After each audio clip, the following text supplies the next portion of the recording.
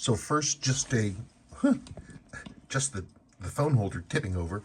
Firstly, shout out to Adam at Weekend Watch Repair, who is super cool and sent us the this is the higher oomph mainspring Swiss made that I am gonna put into this here 6105. Everything's all cleaned with the 6105. The hands are still a little patinaed, but the metal is awesome. I don't think I'm going to try to push those hands. I think I'll let those be. Really, really super nice. Case came out well. New KVW crystal in there. It turns smoothly. It's annoying. It's interesting. This is a really late case. The click ball's over here. Normally it's over here, but I am 96.1% sure that the bezel insert is going to be slightly misaligned. I'm just guessing. I think it is. I think it's kicked over this way a little. I don't want to have to disassemble that ring if you know, hopefully I'm wrong. Case came out beautifully. I haven't really done it. I just cleaned it. Anyway, but I'll report back on how this does. Here's the original 6105 mainspring, and we're just gonna go. I'm not gonna do that thing where I built two different. I mean, that's really be the way to do it, but I don't like taking watches right apart. I'll figure it out. Okay, let's get to the questions. So there is the Swiss mainspring. It's GR253-7X. I can tell that it's beefier. It's definitely a little more robust than the Seiko original. It's just got a little bit more oomph to it. I can see it.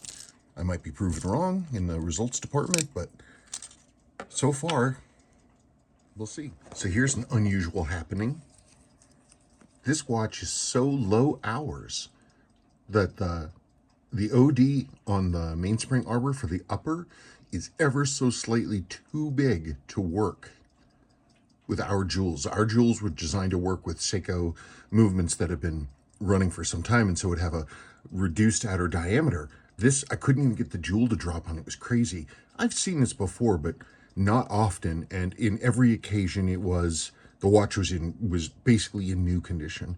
I've saved a few of them, but yeah, that's something I've seen before. But even so low hours, it was so low hours that this wouldn't, I had to put the original back in, and yet it still is worn. The lower mainspring arbor port was so worn, the ratchet wheel was tipping over and grinding into the barrel and train bridge there. It's just a terrible oversight on Seiko's part. Okay, so 6105 is together with the new mainspring. It's always louder than you think.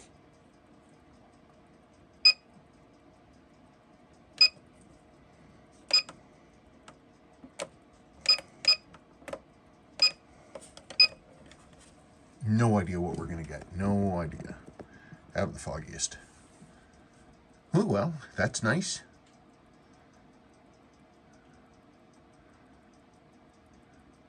I guarantee you that is not what we would have seen out of the gate with the original mainspring.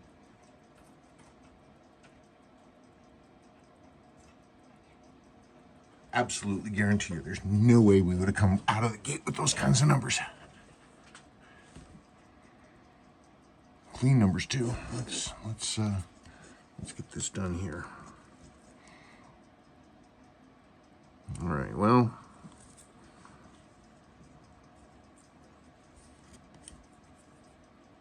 we're almost at the limit here.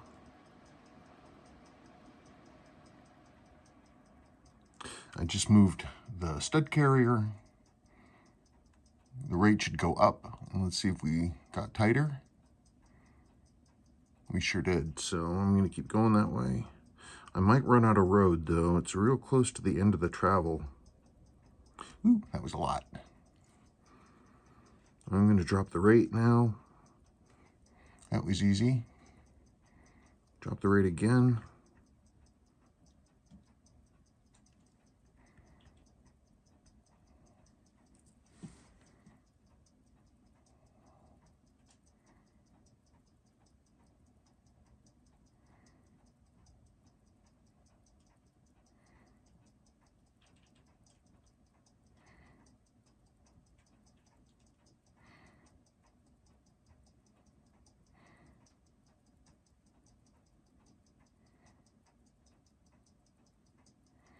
We just got a hair a beat error.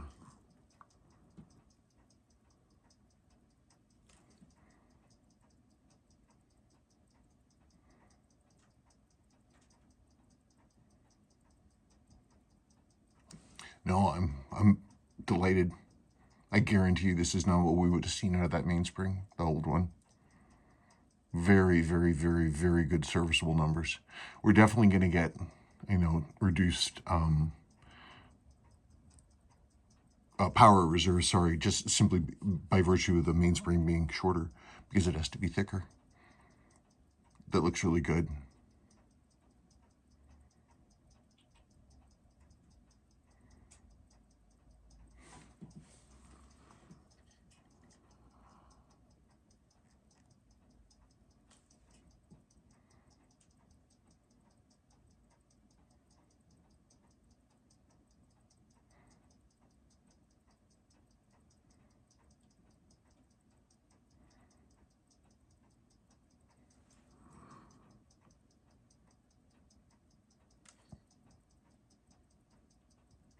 Gosh, did I even touch it?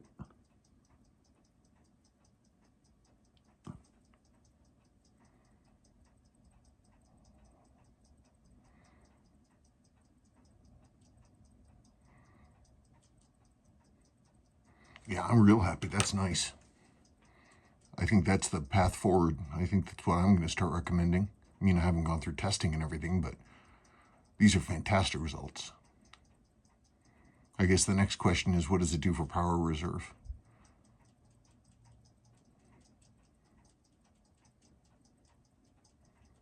Yeah, I'm down. That looks good. Okay. Okay, well, here it is all together. I have to go back into it. The keyless works are skipping. They were fine when I put it together, but it's acting like there's some wear between the cannon pinion and the hour wheel. I'm not sure. Could be that the lever with wheel for the keyless works is bad too. If that pinion starts swinging too much, it won't be held in place. I'm gonna have to replace that.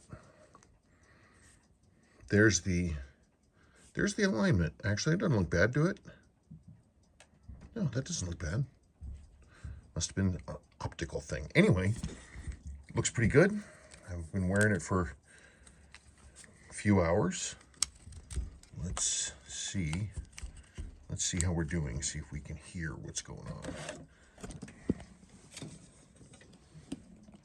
Okay, so these are the readings from before, when it was just the movement. I have no idea what we're going to get.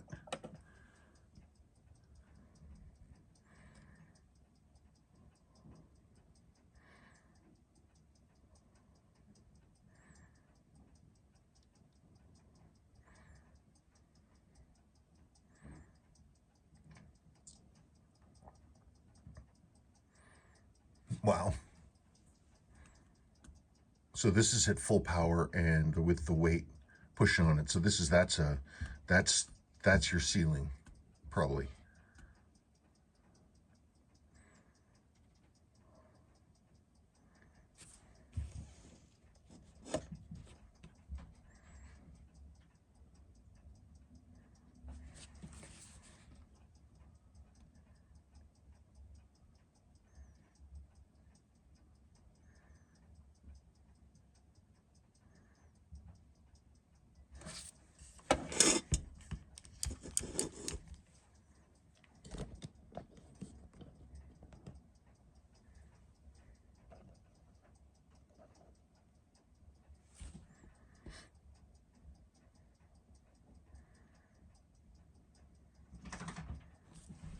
That's looking pretty reasonable.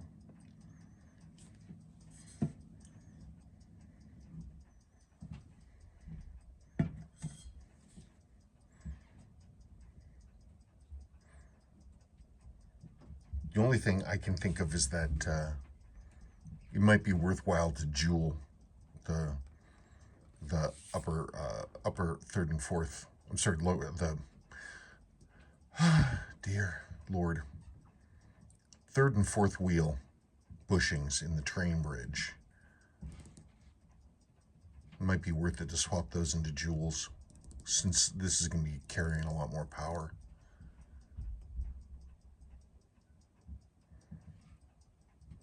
Boy, I tell you, that seems to be the cure, doesn't it? I guess things to do now is to let it do a power reserve test. See where we're at.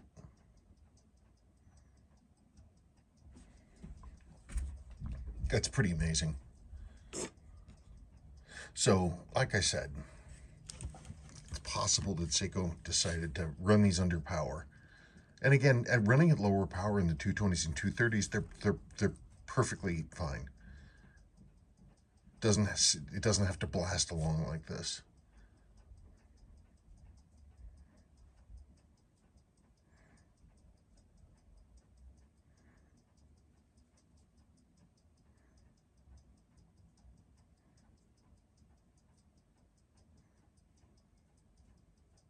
Wow. Okay. Well, thanks for watching.